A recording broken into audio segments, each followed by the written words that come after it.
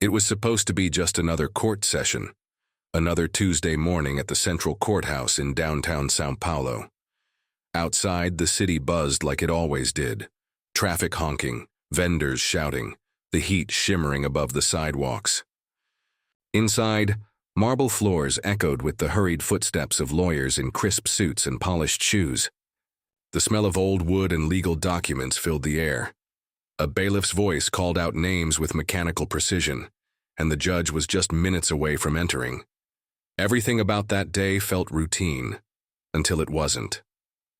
Sitting quietly, in the gallery, trying not to draw attention to herself, was Carolina, a local shop owner. Her son, Gabriel, just 3 years old, sat next to her, legs swinging from the bench. He was clutching a red toy fire truck, still shiny from his birthday party last weekend. She hadn't wanted to bring him, of course, but there was no one else to watch him. And after pleading with the judge, she was granted permission to have him beside her during her testimony. She was there as a witness in an armed robbery case, one she'd seen unfold through the front window of her store 6 months earlier. The court was serious business. People whispered in legal jargon. There was tension in the air, though none of it touched Gabriel. His world was still made of wheels, sirens, and make-believe rescues. As lawyers shuffled papers and officials found their seats, Gabriel drove his toy truck along the wooden armrest beside him, making soft engine noises. The court's heavy chandeliers swung slightly above him, catching his eyes like stars in the sky. The formality of the courtroom clashed with his playful innocence, two worlds colliding, though no one noticed, until he stopped. Mid-roll, the little red fire truck slipped from Gabriel's hands and crashed to the floor. The sharp plastic clatter echoed through the grand hall like a gunshot, snapping every head toward the source. Carolina jolted. She bent to pick it up, but then froze. Her son wasn't reaching for the toy. He was staring. His wide eyes were fixed on something. No, someone, across the room. His fingers slowly rose. A small hand, trembling ever so slightly, pointed directly at a man in uniform standing among the court's security detail. "There," Gabriel said clearly, his voice high but firm. "Mama, it's him." The courtroom fell into a heavy silence. 1 heartbeat, 2. Then all eyes turned, from the little boy to the officer he was pointing at. Sergeant Silva, standing stiff in his pressed uniform, blinked. His tan skin lost color. His lips parted, but no sound came out. He didn't move. Couldn't. His hands, which had been calmly resting on his belt, began to shake. Carolina's breath caught in her throat. "Gabriel," she whispered, embarrassed, reaching to quiet him. But her son didn't budge. His gaze was locked, unblinking. "It's him," Gabriel said again, louder this time. The judge, Antonio Pereira, who had just reached for his gavel, paused mid-motion. His eyes narrowed. Something shifted in his posture. Not panic, but curiosity. Across the bench, Prosecutor Dr. Paulo Marquez leaned forward slightly. 2 decades in law had taught him to read body language better than any lie detector. And what he saw in Silva didn't look like confusion. It looked like recognition. And fear. Security guards by the door turned their heads. One stepped closer. Slowly. No one spoke. The silence was thick, alive. Gabriel's small gesture had pierced through protocol, hierarchy, and expectation, like a lightning bolt splitting the calm sky. He was only 3, but somehow everyone knew this was no ordinary moment. This was the moment everything would start to unravel. The silence in the courtroom hung thick in the air, as if time had briefly stopped. Gabriel's tiny finger still pointed with quiet conviction, his voice echoing in everyone's mind. "Mama, it's him." Sergeant Silva, the man in uniform, standing by the wooden door frame, didn't move. He couldn't. A visible tremor rippled through his body. His jaw tightened. His lips were dry. The look in his eyes wasn't confusion. It was fear. Prosecutor Dr. Paulo Marquez noticed it immediately. In his 20 years working major cases, from cartel takedowns to corruption trials, he'd learned to trust the quiet moments more than the loud ones. It wasn't what people said under oath that told him the truth. It was what they did in the silence between words. And what he saw on Silva's face in that moment was enough to make him lean forward in his seat. He crossed the aisle quickly but quietly, his polished shoes barely making a sound against the marble floor. When he reached Carolina, she was still trying to hush her son, brushing Gabriel's hair back nervously. "Ma'am," Paulo said gently, voice calm but firm, "I need to ask, has your son ever seen that officer before?" Carolina looked up, confused. No, of course not. "This is our first time here. You're sure?" he asked again. "I swear," she said, "he's only 3. We don't know any police officers, we're just here for my testimony." Gabriel, still wide-eyed, whispered again. "It's him, Mama. It's the man." Paulo squatted down to Gabriel's level. He didn't say anything right away. He just looked at him. There was no hint of play in the boy's expression. No giggles, no mischief. Just a quiet certainty. Like he was pointing at something that the grown-ups couldn't yet see. Then Carolina's brow furrowed. "There was one thing," she said slowly, thinking aloud. "During the robbery, one of them limped. I saw it through the window when they ran." She hadn't thought much of it at the time, just one of 100 details buried in trauma. But now, it rushed back, vivid and undeniable. Paulo stood. Across the room, Judge Pereira had called for a brief recess, his voice calm but laced with unspoken concern. "Sergeant Silva," the judge announced, "please follow me to chambers." All eyes turned again. Silva hesitated, then stepped forward. That's when it happened. As he walked, the right side of his body dragged ever so slightly. A subtle imbalance. Not obvious, but once you saw it, you couldn't unsee it. His gait was uneven. He was limping. Carolina's hand clamped over her mouth. Gabriel flinched in his seat, clutching his toy fire truck like a shield. Prosecutor Paulo's eyes sharpened. His instincts screamed. He turned toward the bailiffs, without a word. He made a slight motion with his fingers, barely noticeable but understood instantly. 2 guards moved to the exits, locking them silently. From the bench, the judge noticed too. He adjusted his robe, nodded at Paulo, and disappeared behind the doors with Silva trailing behind. It had begun. Paulo walked briskly out of the main hall, down a side corridor, and into a secure room where he immediately summoned 2 assistants. "I want everything on Sergeant Silva," he said, voice low but resolute. "Cases he's worked, suspects he's processed, complaints, commendations. Everything, now." He turned to one of the guards. "No one leaves this building until I say so. Understood?" Back in the courtroom, whispers filled the space like smoke. Gabriel had gone quiet. Carolina held him close, not yet understanding what was happening, but sensing the ground was shifting beneath them. Paulo re-entered the room and approached Carolina once again. This time his tone was less investigative, more protective. "I'd like to place you and your son under special protection, effective immediately," he said. "Protection?" Carolina blinked. "From what?" "I don't know yet," Paulo answered, "but I intend to find out." Down the hall, behind closed doors, Judge Pereira was speaking to Silva, calmly, professionally. But Silva's responses were short. His hands fidgeted in his lap. His breathing was uneven. "Why would a child point at you like that?" the judge asked. "I don't know," Silva replied. The judge stared at him. "Is there something you need to tell me, Sergeant?" "No, sir." But he didn't meet the judge's eyes. Meanwhile, Paulo had set up a makeshift investigation team inside his own office. Case files were being pulled from the archives, digital records accessed, old witness statements revisited. Something didn't feel right, and Paulo had never ignored a hunch that strong. Then came the first red flag. One robbery file, then another, and another. All had similar patterns. Masked suspects, minimal evidence, one detail repeated again and again. A suspect who limped. And in every single case, Sergeant Silva was the first officer on scene. Coincidence? Maybe once. Twice. Unlikely. But 5. Paulo's eyes narrowed. He looked across the room at the growing stack of files and whispered to himself, "No way, this is random."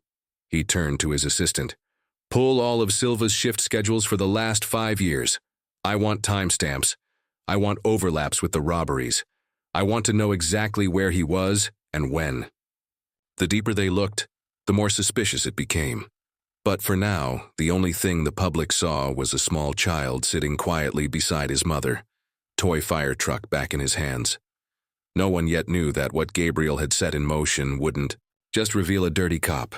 It would shake the entire justice system to its core. Inside the prosecutor's office, a storm was brewing, and it wasn't the kind you could hear. It was buried deep in manila folders, old witness statements, digital logs, and financial records. All of it was stacking higher by the minute, the paper trail of a truth no one was supposed to find. Dr. Paulo Marquez, sleeves rolled up, stood in the middle of it all, surrounded by aides working overtime. The room looked nothing like a prosecutor's office anymore. It was now an impromptu war room. "Pull everything," he repeated, voice sharper this time. Every robbery Sergeant Silva responded to, every shift, every victim interview. "I want dates, I want photos, I want timelines, and I want them now." Within the hour, the dots began to connect. In robbery after robbery, victims reported something strangely consistent. Masked men, efficient, execution, almost no evidence left behind, and always one of the suspects had a limp. Then came the second pattern. Silva was always the first officer on scene, always, sometimes even before other units had time to respond. And not just that, he was often the one leading the investigation afterward, collecting statements, managing evidence, guiding where the trail should go. That wasn't just suspicious. It was choreography. "This isn't luck," Paulo murmured, scanning yet another file with that same report. Masked attacker, limp, no arrests. "This is a blueprint." Suddenly, one of his tech assistants looked up from her laptop. "Sir, we pulled his financials." "What's in them?" She turned the screen toward him. A spreadsheet opened. Deposits, large ones, showing up days. After each major robbery. Not to Silva directly, but to shell companies traced to offshore accounts in the Caymans and Malta. The money trail had been scrubbed clean, but only at the surface level. "These were payments," she said. "Each coincides within 48 hours of the robberies." Paulo stared at the screen. He was paying himself to investigate his own crimes. Meanwhile, victim interviews resumed. Paulo ordered recontact with every civilian involved in those unsolved robbery cases, especially those that Silva had personally handled. And that's when the eyewitnesses started talking. One after another, people described the same chilling detail. There had been something familiar about the masked man in their home or business, a presence, a particular way of moving, a voice, eyes that felt cold, calculating, and always that limp. One interview stood out. An elderly woman, Ms. Beatriz Fonseca, had been robbed 2 years ago. Her home ransacked, jewelry stolen, savings gone. The case was never solved, though Silva had filed her report and reassured her she'd be safe going forward. When shown an array of photos, including one of Silva out of uniform, her reaction was instant. She gasped, gripped the chair's armrests, and fainted. They revived her moments later, and through tears, she whispered, "It's him. He wore a mask that night, but those eyes, that limp. I told him my name. I didn't realize." The room went still.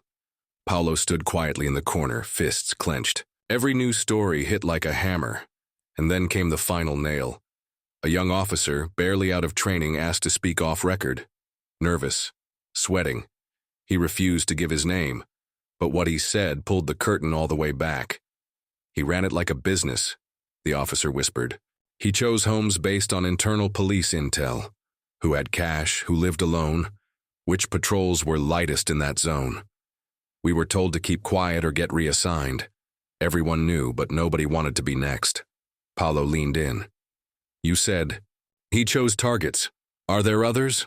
The officer nodded slowly. Yes, 2 senior detectives, maybe 3, and there's talk about a retired judge, someone who helped kill early investigations. It goes deeper than Silva. Paulo sat down hard in his chair. This wasn't a corrupt cop. This was a network, a fully embedded machine. Corruption, cover-ups, and coordinated theft from inside the justice system. Outside the office, the sun was setting, but inside the lights burned brighter. The media hadn't gotten hold of it yet, but it was coming. Paulo looked at the timeline again. Case after case, victims denied justice, innocent people possibly framed. A cop collecting praise while looting from the very citizens he swore to protect. And all of it, unraveled by a 3-year-old's finger. Back in the safe room, Gabriel was coloring with crayons. Still blissfully unaware of the storm his words had set into motion, but even there the guards had been doubled. The stakes were rising fast. Paulo picked up a thick folder and ran his hand over the cover. How many lives were ruined to protect this man's secret, he muttered. But the real question was, how many more were involved? The walls were closing in. For over 48 hours, Sergeant Silva sat under relentless interrogation. He'd asked for a lawyer, then changed his mind. He claimed he was framed, then fell silent. He asked for water, then barely touched it. But by the second day, something cracked. Not in the room, but in Silva himself. He wasn't shaking. He wasn't shouting. But his eyes had lost the tension of resistance. They looked empty, hollowed out, and then he spoke. It started 7 years ago, he said quietly. I didn't plan to be part of it. But once you see how easy it is, you stop seeing lines. Paulo didn't interrupt. He let the silence work its magic. Silva leaned forward, elbows on the table. We had access to everything. Patrol routes, alarm response delays, even which cases were being deprioritized. We picked our targets based on inside police intel, people who kept cash at home, business owners, elderly folks, immigrants afraid. To report, he stared at his own hands. Then we hit them, clean, in and out. No one ever suspected it was us because we were the ones investigating it. That was just the start. According to Silva, it wasn't a solo operation. There were 3 other detectives. One of them was still active. Another had quietly retired 2 years ago and moved abroad. The third, already under internal investigation, for unrelated misconduct. And worse, there was someone above them all. A judge, Silva said, eyes narrowing. He didn't rob anyone. He didn't wear a mask. But he made problems disappear, suppressed complaints, delayed warrants, deleted files. He made sure we stayed untouchable. Paulo asked the name. Silva whispered it. It was someone Paulo had once looked up to. He clenched his jaw and stood slowly. No reaction. Not yet. But he knew what this meant. The rot wasn't just in the walls. It was in the foundation. Within hours, prosecutors moved fast. Arrest warrants were issued, homes raided, servers seized, every device, every document. The judge's name was placed under seal, pending confirmation. But Paulo already knew it was just a matter of time. By the next morning, the media had caught wind of it. 3-year-old exposes police crime ring. That headline hit the front page like lightning. It was repeated in bold across TV screens, news apps, and radio stations. And every time, the photo was the same. Gabriel, mid-gesture, his tiny hand pointing, his expression serious, innocent, and unforgettable. Carolina and Gabriel were relocated again for safety, still under protection, still unaware of the full storm outside. Gabriel asked where his toy fire truck was. He had no idea he had just brought down a criminal empire. At a press conference held later that day, Paulo stepped up to the podium. The room was packed, cameras everywhere. This wasn't a case of one bad officer, he said. This was engineered manipulation, a systemic operation that exploited privilege, power, and public trust. It ran unchecked for years. But it took the clarity of a child to expose what the rest of us were trained not to see. He paused. That child didn't just point at a man. He pointed at a machine. And now, we're tearing it down. Questions flew, but Paulo answered only a few. The investigation was ongoing. Names were still being confirmed, but one thing was clear: the case was real, and it was massive. By evening, international outlets picked it up: CNN, BBC, Al Jazeera, even outlets in France and Japan. Social media exploded. Gabriel the Brave, Truth and Innocence. Limping justice people weren't just sharing the story. They were reacting to it, angrily, tearfully, hopefully. It struck a nerve. Because if a toddler could see what a courtroom full of adults had missed, what else were we blind to? Inside the prosecutor's office, the team kept pushing. Every day brought more revelations: wire transfers, leaked recordings, even a whistleblower from the judge's own staff who confirmed that case files were being deleted on orders from above. Meanwhile, Paulo authorized reviews of every case Silva had touched. Over 100 false arrests, fabricated evidence. Innocent lives ruined to keep the scheme going. It was worse than corruption. It was betrayal. Carolina was contacted by national television networks. She declined at first, but eventually, she agreed to a carefully controlled interview. "It's strange," she said, tears in her voice. "I brought Gabriel because I had no choice. I thought he'd be bored. I thought he'd be a burden, but he saw something I didn't, something none of us did." She paused. I don't think he even knew what it meant. He just pointed. That, when he just pointed, would become a phrase etched into headlines, printed on shirts, even painted in murals across the country. A symbol of truth, of innocence, of accountability. For the first time in years, faith in the justice system began to feel possible again. But the fight wasn't over. There were still names to expose, still victims to find, still justice to restore. But one thing had changed forever. The mime system would never be able to hide behind badges again.